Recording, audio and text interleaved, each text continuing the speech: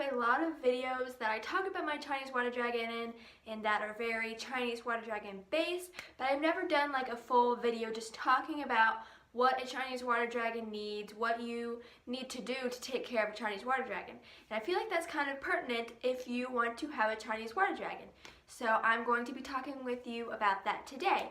And I have to warn you, he's pretty big now. If you've ever seen my videos with him, he's pretty big now, so I have to warn you how big he is before I show you him. Okay, I hope you guys are all prepared for this because he's pretty big. Here he is. Just kidding. Here is my actual Chinese water dragon. He's not too happy with me right now because he was sleeping and I woke him up, so he might not stay out for very long. But this is my Chinese excuse me, this is my Chinese water dragon, Riddick. When I first got him, I wanted him to be a girl. I got him as a baby at PetSmart because I felt bad for him because his toes were missing and he just wasn't getting around very well. So I kind of took him in and yeah, he's grown a lot since. He's looking at me like he wants to eat me. I'm sorry I woke you up. I'll put him back for now and I might get him back out after I'm done talking. So this is his terrarium, obviously handmade out of plywood. But yeah, it's not the best looking thing in the world, but it's perfect for him and he's super happy living in it. It's perfect space. It's 5 foot tall, 2.5 foot deep, 3 foot wide. And just open it. He probably does need a lock, but he's never escaped before, so I'm not too worried about it right now. That's him on the highest shelf. He likes to bask. And I did do a review on this heating bulb. It's a UVB and halogen bulb that uses lights to help heat up the tank. And I just have a bunch of big sticks that I just got all the bugs and pests and all that out of, and some vines to make it look pretty. I should probably put some more vines in here. Substrate as well. That's the big old tub. I just recently got a bigger tub. I do not like using 10-gallon tanks because then you have to siphon it out, and I just like using a tub because you can easily take it out and pour it out and refill it. And I do use a water filter to give them water, spray them, as well as the tub.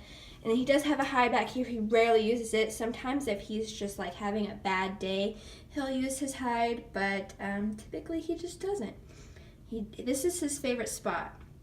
He just likes to bask up here. He's a spoiled, rotten Chinese water dragon. So, okay, I'm going to see if he wants to hang out with us. If he doesn't, that's okay. But we're just going to do whatever he wants to do. So, anyways, on to lighting. They need a heat bulb of 80 to 90 degrees heat in the basking spot, and then they need a UVB as well because they get that UVB in the wild. So they need that UVB bulb as well. And humidity needs to be about 80%, and that's why people recommend a humidifier to be put in their terrarium because it's hard to keep up with that humidity when they like such high heat as well. I know, I'm just talking and talking and talking. He's just staring at me like, what are you saying? Hi. But I just spray him about 2 to 3 times a day. So I prefer to spray him 4 times a day, but I give him a really good misting throughout his whole entire terrarium, and he's pretty happy with that. He doesn't complain, and I have a huge tub, as you saw in his cage, just in case he doesn't get enough humidity. He can just go chill out in the water tub, and they also have bowel movements in their tub, so their cleaning is pretty easy. All you have to do is empty out their water and refill it.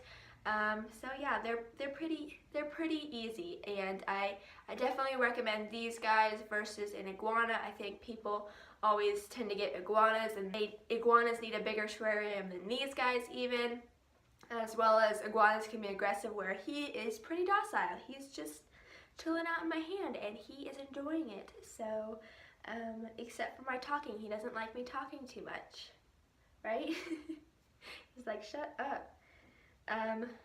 what they eat live insects. They don't really eat vegetation. You can offer it, but they just don't typically eat it in the wild. I feed him dubia roaches because he is so big. I used to feed him crickets when he was an itty bitty baby. You can feed him superworms. There was a time where I was feeding him waxworms because he just was not gaining weight. I had him for about a year and he only shed partly once for the whole year. Like, it wasn't even a full shed. So I started feeding him waxworms that really gained his weight, and then he started shedding more and growing to the size he is now. So, and they are super, super gorgeous. Sorry, he's like, he just had a bowel movement recently. I'll give you guys his good side. And then if he's super like colorful, sometimes he'll be turquoise. You can kind of tell the turquoiseness in him. He has an awesome, beautiful tail. Sometimes his lips right here are pink. They'll get pinker. Yeah. And sexing these guys, if you want to know their sex, the reason why I could tell that he was a boy, because this, his, not dewlap, I forget what they're called. This got really big really fast, and as you can see, it's very big compared to a lot, as well as the genital pores are very prominent, and females, they're not as prominent. So yeah, that's about these guys, these Chinese water dragons. I hope this video was helpful for you guys, and I hope that you guys all go out and get a Chinese water dragon because I love them. He's my favorite. I know you're not supposed to pick favorites, but he's definitely my favorite. And I will see you guys in my next video. Bye, guys.